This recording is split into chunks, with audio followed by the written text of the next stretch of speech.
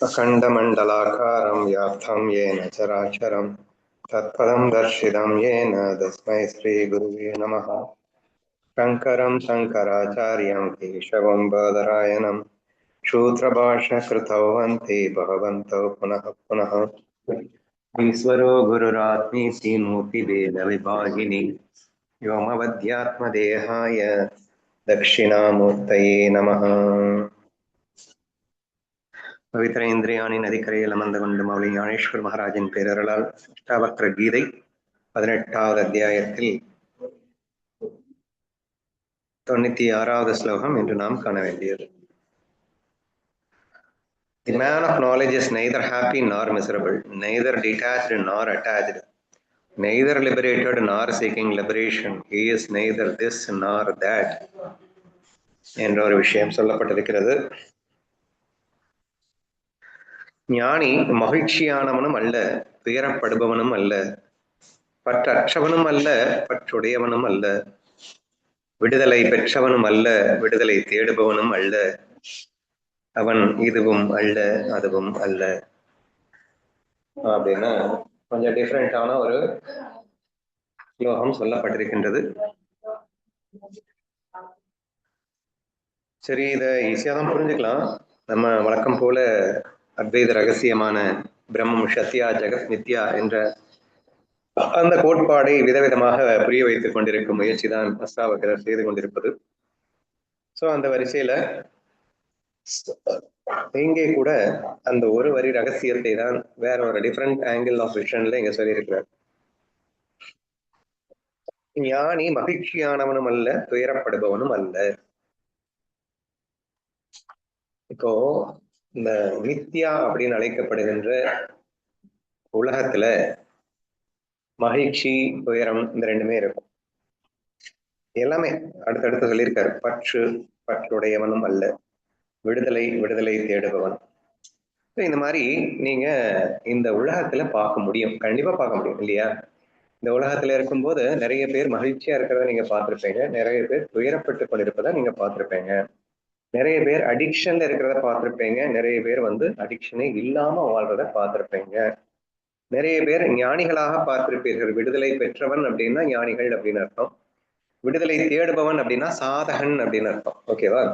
அப்போ விடுதலையை தேடுபவனும் அல்ல அப்படின்னு சொல்லியிருக்காரு. ஸோ இங்க இந்த எல்லாத்தையுமே நீங்க எப்படி புரிஞ்சுக்க ட்ரை பண்ணலாம் அப்படின்னு சொன்னா, ஆல் தீஸ் கேட்டகரிஸ் இது எல்லாமே இருக்கு. எங்க இருக்கு அப்படின்னு சொன்னா மாயா உலகத்துல கண்டிப்பா இருக்கு அப்படிங்கிறத நம்ம ஒத்துக்க வேண்டியது இருக்கு. ஏன்னா இது எல்லாமே அன்றாட வாழ்க்கையில நம்ம பார்த்துட்டு இருக்கிற ஒரு விஷயமா இருக்கு, நம்ம அனுபவிச்சுட்டு இருக்கிற ஒரு விஷயமா கூட இருக்கு அப்படின்னு நம்ம சொல்லலாம் இல்லையா?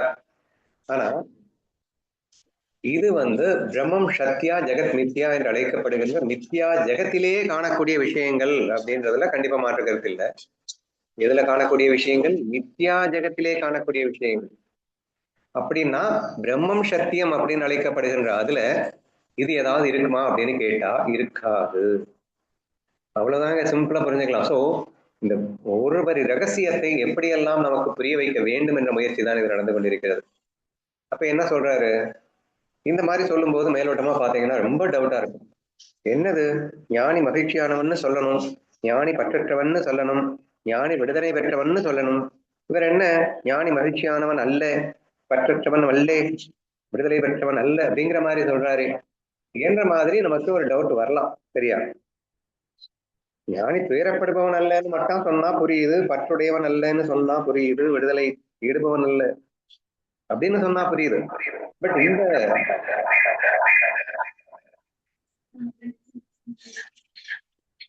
யாரோ மியூட் போர்ட்ல போட்டுக்கோங்க. ஸோ பொதுவாக ஜென்ரலி நமக்கு இந்த ஒரு டவுட் சான்சஸ் இருக்குன்னு வச்சுக்கோங்களேன். ஸோ என்ன மாதிரி டவுட்ஸ் வரலாம் அப்படின்னா, ஞானி மகிழ்ச்சியானவன்னு சொல்லணும் இல்லை, பற்றற்றவன்னு சொல்லணும் இல்லை, விடுதலை அடைத்தவன் பெற்றவன் சொல்லணும் இல்லை என்ற ஒரு ஃபீல் நமக்கு வர்றதுக்கான வாய்ப்பு இருக்கிறது. ஆனா அத்வைத ரகசியத்தை முழுதாக உணர்ந்தவர்கள் இந்த டவுட் வர்றதுக்கு வாய்ப்பு இல்லை. ஏன்னா சச்சிதானந்தம் சச்சிதானந்தத்தை உணராது. அமிர்தானுபவத்துல ஏற்கனவே நம்ம டிஸ்கஸ் பண்ண ஒரு விஷயம். அது ஏன் அப்படின்னு சொன்னா அது இருக்கிறதே ஒண்ணுதான், அதை தவிர வேற எதுவுமே இல்லை. டுவாலிட்டி அப்படின்னு வரும்போது மட்டும்தான் இந்த மாதிரி விஷயங்களை நீங்க அடுக்கிட்டே போக முடியும். துயரம், இப்போ நம்ம இந்த சச்சிதானந்தம் அப்படின்னு சொல்லும்போது அசத்து அச்சித்து துக்க அப்படின்னு சொல்லி ஒண்ணு இருக்கா அப்படின்ற டவுட் எல்லாம் வந்துடும். ஏன்னா சத்துன்னு இருக்குன்னா அசத்துன்னு ஒண்ணு இருக்கணும் இல்ல, சித்தன்னு ஒண்ணு இருக்குன்னா அச்சித்துன்னு ஒண்ணு இருக்கணும் இல்ல, ஆனந்தம்னு ஒண்ணு இருக்கணும்னா துக்கம்னு ஒண்ணு இருக்கணுமா அப்படின்னு எல்லாம் வந்துடும். அதனால அதை எக்ஸ்பிளைன் பண்ணும்போது எந்த அளவுக்கு சொல்லியிருப்பாங்கன்னா, இது கூட வெறும் ஒரு ஒரு புரிய வைப்பதற்காக ஒரு முயற்சி தான். அது சத்து சித்து ஆனந்தம் என்று சொன்னால் கூட அது ஒரு சரியான எக்ஸ்பிளனேஷனாக இருக்க முடியாது. ஏன் எக்ஸ்பிளனேஷனா இருக்க முடியாதுன்னு சொல்றாங்க? ஏன் அப்படின்னா, இப்படி சொல்லிட்டாலே அதுக்கு ஆப்போசிட்டா ஒண்ணு இருக்குன்னு நீங்க அண்டர்ஸ்டாண்ட் பண்ண ஆரம்பிச்சிருவீங்க. அப்படின்னா when there is only one, there cannot be duality. Twice ரெண்டாவதா ஒண்ணு இல்லை அப்படிங்கிறப்போ ஆட்டோமேட்டிக்கா அப்படி சொல்ல முடியாது என்று அதெல்லாம் வர்ணிக்கப்பட்டுள்ளது. சரியா? Even the term Satchitananda cannot be applied for the Parabrahma Swarupa என்று விளக்கி இருக்கிறார். விளக்கம் கொடுக்கும் போதே அது விளக்கம் அல்ல அப்படின்னு சொல்லி ஒரு விளக்கம் கொடுக்கின்ற ஒரு விஷயத்தை நம்ம பார்க்கிறோம். சரி, அப்படின்னா என்னதான் சொல்ல வர்றீங்க அப்படின்னா,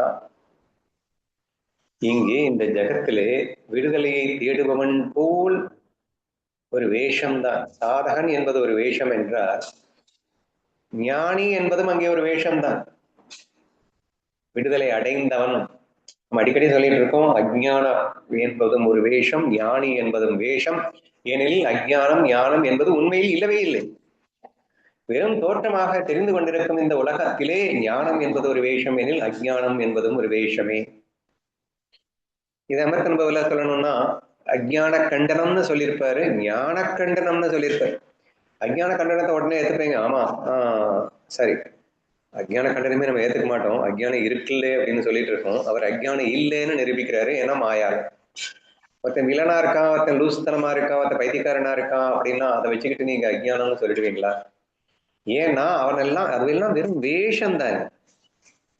திரைப்படத்திலே ஒருவன் பைத்தியக்கார வேஷம் பூண்டு தெரிவதை பார்த்து அவன் உண்மையில் பைத்தியக்காரன் என்று சொல்வதற்கு எப்படி முடியாதோ, ஒருவன் வில்லன் வேஷம் எடுத்துக்கொண்டதை பார்த்து அவன் வில்லனே என்று எப்படி சொல்ல முடியாதோ, அப்படித்தான் அஜ்ஞானம் என்பது வெறும் தோற்ற மாத்திரமாக வேஷமாக இருந்து கொண்டிருக்கும் போது அஜ்ஞானம் இருக்கிறது என்று சொல்வது சொல்லத்தகாது அப்படின்னு அதுல நிரூபிச்சிருப்பாரு. வேற ரேஞ்சில் நிரூபிச்சிருப்பாருன்னு வச்சுக்கோங்களேன். நான் அஜ்ஞானி அப்படின்னு நான் அஜ்ஞானின்னு சொல்லும் போதே அஜ்ஞானம், நான் அஜ்ஞானின்னு உனக்கு தெரிஞ்சிருக்குல்ல, தெரிஞ்சிருக்குனாலே அப்ப நீ ஞானி தானே, ஞானத்தோடு தானே நான் அஜ்ஞானின்னு பேசிட்டு இருக்கேன், ஞானமே இல்லைன்னா நான் எப்படி அஜ்ஞானின்னு சொல்ல முடியும் என்ற ரேஞ்சில் அவர் ஆரம்பிச்சிருப்பாருன்னு வைங்களேன். அதுல சொல்லிட்டு அவர் அஜ்ஞான கண்டனத்தை ரொம்ப ஈஸியா புரிய வச்சிருவாருன்னு வச்சுக்கோங்களேன். சரி, அஜ்ஞான கண்டனத்தின் மூலியமா அஜ்ஞானம் இல்லைன்னு நிரூபிச்சதுக்கு அப்புறமா அடுத்த சாப்டர் ஞான கண்டனம்னு சொல்லியிருப்பாரு. ஏன்ப்பா அஜ்ஞானம் இல்லைங்கிறது புரிய வச்சுட்டாரு, ஏன்னா அவேர்னஸ் கான்ஸ்டன்டா இருந்துட்டே தான் இருக்கு, எனக்கு தெரியலன்னு சொல்றதுக்கு தெரிஞ்சிருக்குல்ல, அப்போ எனக்கு தெரியலன்னு சொல்றதுக்கு எனக்கு தெரிஞ்சிருக்கு அப்படின்னாலே என்கிட்ட அவேர்னஸ் இருக்கு. அப்போ அனைத்தையும் அறிபவனாகத்தான் இருந்து கொண்டிருக்கிறேன், அறிதல் இல்லாமல் இல்லை, அறிவில்லாமல் இல்லை. அறிவோடு அறிவிருப்பவன் தான் எனக்கு சொல்ல முடியும், எனக்கு இது தெரியாதுங்க, இது எனக்கு தெரியுங்க அப்படின்னு சொல்லிட்டான்னாலே அவன் அறிவோடு இருக்கின்றான் என்றுதானே அர்த்தம். என்றெல்லாம் அழகாக நிரூபித்து விட்ட பிறகு நேர்மா ஜம்ப் பண்ணி அங்க வர்றாரு, ஞான கண்டனத்துக்கு வந்துடுறாரு. அஜ்ஞானமே இல்லை அப்படின்னா அதை இல்லாத ஒன்றை இல்லாமல் செய்வதற்காக ஞானம் எப்படி தேவைப்படும் அப்படின்னு கேட்பாரு. இந்த அஜ்ஞானம் இல்லைன்னு நிரூபிச்சிட்டேன், அஜ்ஞானமே இல்லைன்னா அதை அழிப்பதற்காக கொடுக்கப்பட்டதானே ஞானம். அஜ்ஞானத்தை ஞானம் என்ற அறிவாளால் வேறொரு சாய்த்து விடு அப்படின்னு சொல்லியிருப்பார். அஜ்ஞானம் இருந்துச்சுன்னா அப்கோர்ஸ் ஞானம் என்ற வாள் தேவைப்படுதாக்கும் அப்படின்னு உங்களுக்கு தோணலாம். But when there is no ajnana, then what is the necessity of jnana? ஞானத்துக்கு என்ன வேலை இருக்கு? அஜ்ஞானமே இல்லைன்னு நிரூபிச்சதுக்கு அப்புறம் ஞானத்துக்கு என்னடா வேலை இருக்கு அப்படின்னு சொல்லியிருப்பார். அப்ப ஞானமும் இல்லை அப்படின்னு சொல்லியிருப்பார். அப்போ ஞானமும் இல்லை அஜ்ஞானமும் இல்லை என்று அங்கே அழகாக நிரூபிக்கின்றார். இப்ப இந்த கண்டிக்கிறதனுடைய நோக்கம் என்னன்னா, மாயையில சும்மா நாச்சுக்கும் தோற்ற மாத்திரமாக இருப்பதை வைத்துக் கொண்டு அதை உண்மை என்று நம்பாதே. அஜ்ஞானமும் ஒரு தோற்றமாக வேஷம்தான், ஞானமும் ஒரு தோற்றமாக வேஷம்தான். சாதகன் அவன் விடுதலையை தேடுவது போன்ற வேஷத்தை போட்டிருக்கின்றான், ஞானி தான் தேடி முடித்தது போன்ற ஒரு வேஷத்தில் இருக்கின்றான். அஜ்ஞானி தான் ஒரு ரஜோதமோ குணங்களில் சிக்குண்டது போன்ற ஒரு வேஷத்தில் இருக்கின்றான். So everything is all we are looking here அப்படிங்கிறது எல்லாமே ஒரு மாயா அப்படிங்கிற அந்த விஷயத்தோட நீங்க கம்பேர் பண்ணீங்கன்னா ஆம்னு சொல்லிடலாம். சரியா? அப்போ இந்த 6 விஷயங்கள் கொடுக்கப்பட்டது இல்லையா? மகிழ்ச்சி, துயரம், பற்று, பற்றற்ற, விடுதலை, விடுதலை தேடுதல். ஸோ இந்த அந்த 6 விஷயங்கள் வந்து மாயைக்கு உட்பட்ட விஷயங்கள் அப்படின்னு புரிஞ்சுக்கிட்டீங்கன்னா ரொம்ப ஈஸி. பிரம்மத்துக்கிட்ட அது இல்லை அப்படின்னு அர்த்தம். Even though Brahma himself appears to be like a Maya, பிரம்மமே மாயையாக தோற்றமளித்த போதிலும் அது பொய் தோற்றம் என்ற அடிப்படையில் பார்க்கும்போது தோற்றமாக இருப்பதை வைத்துக் கொண்டு அது உண்மை என்று நீங்கள் சொல்லக்கூடாது என்பதற்காகவும், ஆனால் பிரம்மமும் அது எப்போதும் ஆனந்த ஸ்வரூபமாகவே இருக்கின்றது, சுயம் பிரகாசமாகவே இருக்கின்றது, அது எதையும் எதையும் தேடி அலைய வேண்டிய அவசியம் இல்லை அப்படின்னுட்டும் நம்ம சொல்லியிருக்கோம். இன்ஃபேக்ட் இன்னைக்கு குட் மார்னிங் மெசேஜ்ல கவனிச்சீங்கன்னா விடுதலையை தேடுபவன் யார் அப்படின்னு சொல்லிட்டு விடுதலையை தேடுபவன் சுபாவம் என்னன்னு ஒரு அழகான கொஸ்டின் ChatGPT இருந்து எடுத்தேன். நல்லா டீப்பா திங்க் பண்ணி பாத்தீங்கன்னா என்ன வரும்? விடுதலையை தேடுபவனின் சுபாவமே விடுதலை அல்லவா? And if without doesn't have that, அதாவது இந்த விடுதலை அவன்கிட்ட இல்லை அப்படின்னு சொன்னா எப்படி தேடவே முடியும்? ஃபர்ஸ்ட் ஆஃப் ஆல் அப்ப தேடுவது என்பது ஒரு நடிப்பாகத்தான் இருக்க முடியுமே தவிர அவன் சுபாவம் உண்மையில் விடுதலையானதே என்ன ஒரு விஷயத்தை நம்ம அங்க சுட்டி காட்டியிருக்கோம் அப்படின்னு வச்சுக்கோங்களேன். சோ அப்போ இங்கே விடுதலை தேடுவது அல்லது விடுதலை உற்றது அப்படிங்கிற, விடுதலை தேடுவது இருக்கிற வரைக்கும் தான் விடுதலை அடைந்தவன் இருப்பான். விடுதலை அப்படிங்கிறது நேச்சராக இருக்கும் போது அங்கே விடுதலை தேடுவது என்ற வார்த்தையோ அல்லது அடைவது என்ற வார்த்தையோ அர்த்தமற்ற வார்த்தையாக மாறிவிடும் அப்படின்றத புரிஞ்சுக்கணும். அடிக்கடி நான் எக்ஸாம்பிள் சொல்லியிருக்கேன். நான் ஸ்ரீகாந்த் அப்படிங்கிறத நான் ஸ்ரீகாந்த் அப்படின்னு சொல்லிக்கிட்டே இருந்தாதான் நான் ஸ்ரீகாந்தா? அப்படி இல்லைன்னா நான் ஸ்ரீகாந்த் இல்லைன்னு ஆயிடுவேனா என்றெல்லாம் நம்ம கேட்போம் இல்லையா? அப்படி கேட்கும்போது இல்ல, நான் நானாக இருக்கின்ற போது நான் ஸ்ரீகாந்த் சொல்றது ஞானங்க. அகம் பிரம்மாஸ்மி சொல்லிக்கிட்டே இருக்கணுமா? இது ஞானமா? அது எப்படி ஞானமாகுங்க? அப்போ பிரம்மமாக இருக்கும் போது அதை சொல்ல வேண்டிய அவசியம் இல்லை, ஞான பயிற்சிகளுக்கு அவசியம் இல்லை. அஜ்ஞானமும் இங்கே இல்லை எனும் போது ஞான பயிற்சிகள் இங்கே தேவையில்லைன்னா சுயஸ்வரூபமாகவே இருக்கும் போது என்னால் என்னை மறக்கவும் முடியாது, மறந்து விட்டால் தானே என்னை தேடி கண்டுபிடிக்கிறதுக்கு நான் ஸ்ரீகாந்த் சொல்லலைன்னா நான் மறந்துடுவேன், அதனால நான் சொல்லிக்கிட்டே இருக்கணும் அப்படின்னு பயிற்சி பண்ணணும். யாரு பயிற்சி பண்ணணும்? மறந்தவன் பயிற்சி பண்ணணும். நான் எப்படா என்ன மறக்க முடியும்? மறக்கிறவன் பயிற்சி பண்ணணும். அப்படிங்கிறப்போ மறக்கவே முடியாது. அப்படிங்கிறப்போ அறியாமை என்பதே இல்லை என்றான பிறகு நான் ஸ்ரீகாந்த் என்று சொல்லிக் கொண்ட வேண்டிய அவசியமும் இல்லை என்று ஆகிவிடுகிறது என்று புரிகிறதா? என்ற அடிப்படையில் எல்லாம் நீங்கள் சிந்தித்து பார்த்தால் ரொம்ப சுலபமா இதை புரிஞ்சுக்கலாம். ஸோ ஞானி மகிழ்ச்சியானவனும் அல்ல, துயரப்படுபவனும் அல்ல. இந்த இடத்துல ஞானி அப்படிங்கிற இடத்துல பிரம்மம் அப்படின்னு போட்டீங்கன்னா ரொம்ப ஈஸியா இருக்கும். பிரம்மம் மகிழ்ச்சி அடைவதும் இல்லை, துயரப்படுவதும் இல்லை. பிரம்மத்தில் பற்றும் இல்லை, பற்று அற்ற தன்மையும் இல்லை. பிரம்மம் எப்போதும் விடுதலை ஏற்பதே, ஆதலால் விடுதலை பெற்றது அல்லது விடுதலை தேடுவது என்பதெல்லாம் பிரம்மஸ்வரூபத்தில் இருக்கவே முடியாது என்ற அந்த அற்புதத்தை இப்போது விளங்கி இருக்கும் அப்படின்னு நம்புறேன். ஓகேவா? அண்ணா எனக்கு என்ன தோணுது அப்படின்னா, எனக்கு இந்த ரத்னாகரனும் வால்மீகி ஆனது, அந்த அஜ்ஞான கண்டனம் ஞான கண்டனம் சொல்லும் போது எனக்கு இது ஒரு ஞாபகம் வந்துச்சு. இப்போ வந்து ரத்னாகரன் சும்மா நாச்சுக்கும் அறியாமையில வேஷம் போட்டுட்டு இருக்கான், கொள்ளை அடிக்கிறான், கொலை பண்றான், இதெல்லாம் நடந்துட்டு இருக்கு. அப்போ அவன் வந்து நான் எப்போதும் பந்தப்பட்டுட்டு இருந்தேன், நான் அதனால வால்மீகி ஆக போறேன் அப்படிங்கிற எண்ணம் கூட தப்புதான். இப்போ வந்து அந்த ரத்னாகரன் வால்மீகி ஆனதுக்கு அப்புறமா நான் முக்தியை இழந்துட்டேன், அதனால இப்ப வந்து ஞானி ஆயிட்டேன் அப்படின்னு வந்து சொல்றது தப்புதான். ஆல்ரெடி ரத்னாகரன் இருக்கும்போது கூட சும்மானாச்சுக்கும் அந்த வேஷத்துல நடிச்சிருந்தாலும் கூட அவன் பந்தத்துல இல்ல, முக்தியில தான் இருக்கான். முக்தின்னு கூட சொல்ல முடியாது, அவனுடைய இயல்பு என்னன்னா ஞானிதான். அவன் அறிஞ்சு விரும்பி அந்த ரத்னாகரன் வேஷத்துல இருக்கான். அப்படிங்கும்போது அப்பவும் அவன் வந்து பிரம்மத்துல இருந்துதான் அது வந்து வேஷம் போட்டு நடிச்சிட்டு இருக்கானே தவிர, அதே வால்மீகி ரத்னாகரன் வால்மீகி ஆகும்போது கூட சும்மா நாச்சுக்கும் இந்த ஞானம் அப்படிங்கக்கூடிய அந்த போர்வையை போட்டுட்டு இப்போ ஞான அவஸ்தையில இருக்கிற மாதிரி நடிச்சிட்டு இருக்கானே தவிர, அப்ப அந்த ஞானி வந்து முக்தியை அளந்துட்டானா அப்படின்னா இழக்கல. இப்ப நான் என்ன சொல்ல வரேன்னா, எப்பவுமே அவன் வந்து சுயஸ்வரூபமாவே இருக்கும்போது அவன் பந்தமும் முக்தியையும் வந்து பந்தத்திலயும் இல்ல, முக்திய அடையணும் அப்படிங்கறதுலயும் இல்ல அப்படிங்கிற மாதிரி எடுத்துக்கிறேன். அதுக்கு எதுக்கு நீ ரத்னாகரனுக்கு போயிட்டு நீ கண்டுபிடிக்கணும்? உன்னையே நீ யோசிச்சுக்க வேண்டியதானம்மா, அதுதானே நல்லா புரியும். அவங்களே யோசிக்கணும்.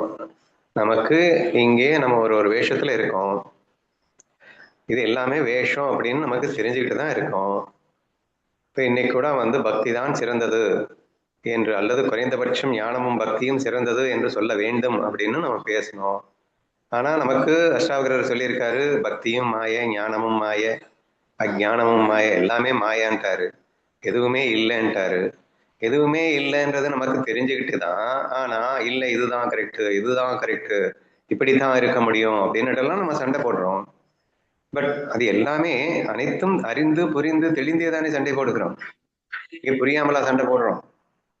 ரத்னாகரனுக்கு முதல்ல என்னமோ தெரியாத மாதிரி இருந்தது, தான் பற்றில் இருப்பது. அப்புறம் வந்து ஒரு சுட்டி காட்டினவன்னு தெரிஞ்சிடுச்சு. தெரிஞ்சதுக்கு அப்புறம் அவர் வந்து ஞான வேஷத்தை போட்டாரு, முதல்ல அஜ்ஞான வேஷத்துல இருந்தாரு. இதெல்லாம் இருக்கு அப்படின்னா இது அவருக்கு மட்டும் இல்லைங்க, இந்த உலகத்துல எல்லாருக்கும் அப்படின்னு யோசிங்கன்ற நானு. முதல்ல நமக்கு அப்படின்னு யோசிச்சாதானே ரொம்ப ஈஸியா புரியும்.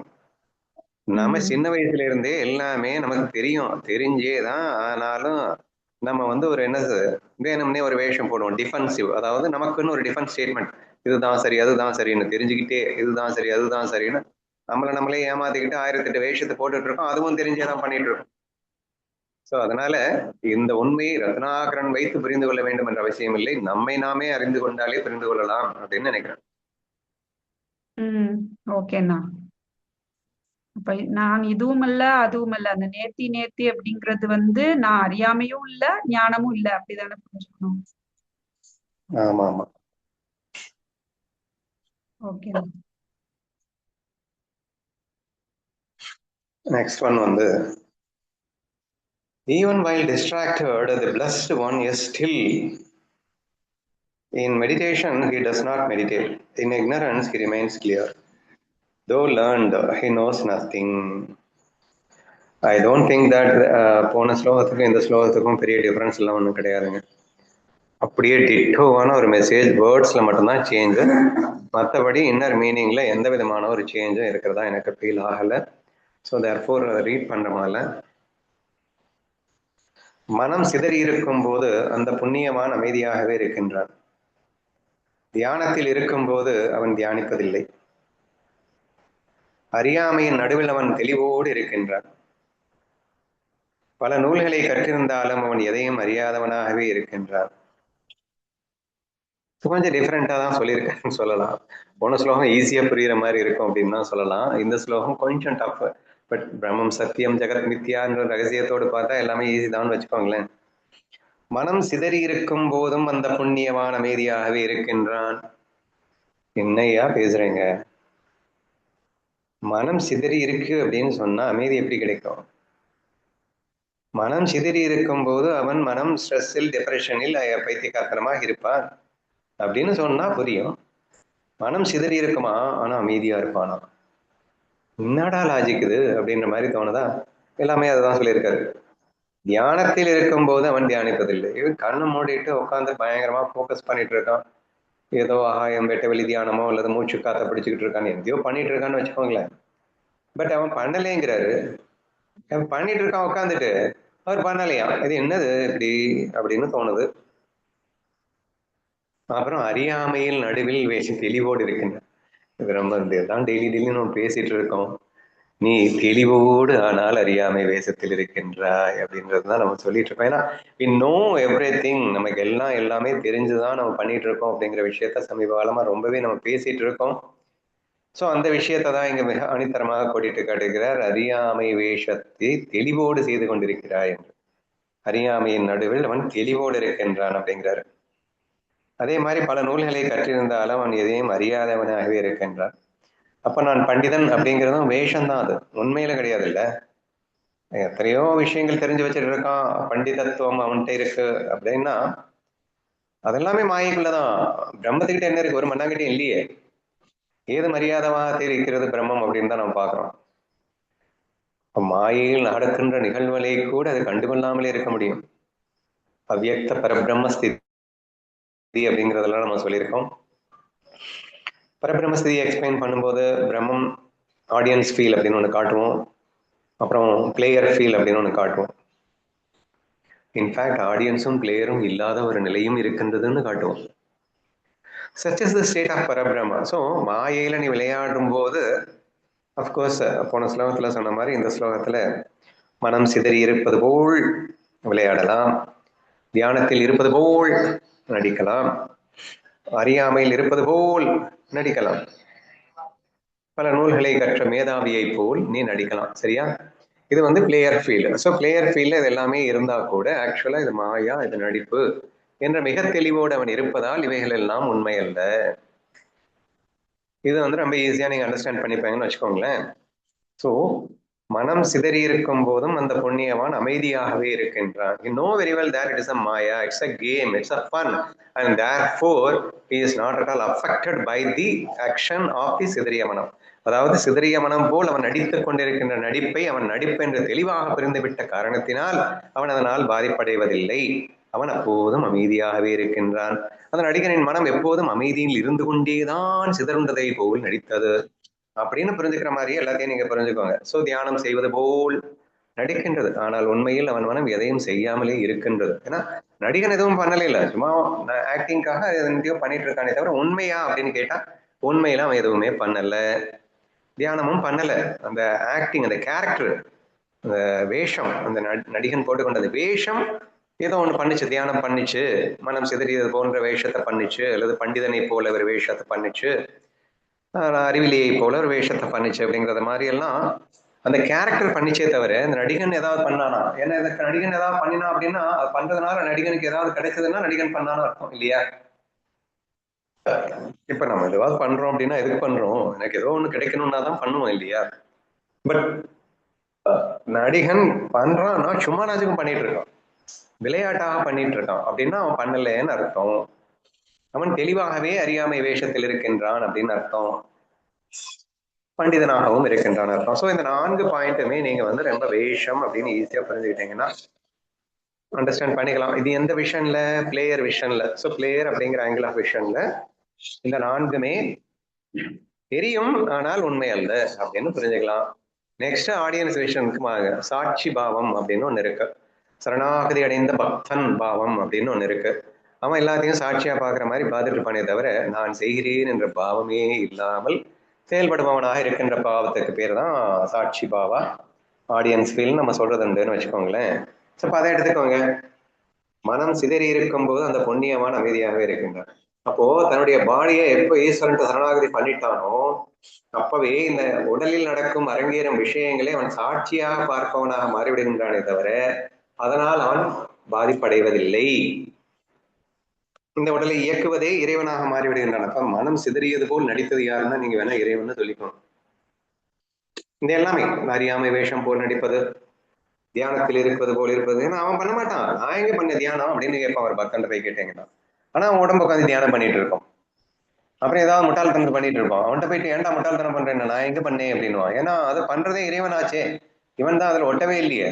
ஸோ அவன் ஆடியன்ஸாக மொத்தமும் சாட்சியாக மாறிவிடுகின்ற காரணத்தினால் he will never say that I am doing அப்படிங்கிற அந்த டூயர் கான்செப்டே அவன்கிட்ட இல்லாம போயிடுச்சு. சிமிலர்லி இந்த பண்டித தத்துவமும் கொண்ட அவன் பெரிய பண்டிதனா கூட இருக்கலாம், பட் டசன்ட் மீன் தட் அவன் பண்டிதத்தை இருக்கிறான் அப்படிங்கிற ஃபீலிங் அவனுக்கு இருக்காது. பிகாஸ் அவன் தான் எதுவுமே பண்ணலையே. ஸோ தேர்ஃபோர் இது வந்து ஆடியன்ஸ் ஃபீல்ட்ல இருந்து நீங்க எப்படி புரிஞ்சுக்கலாம். ஓகேவா?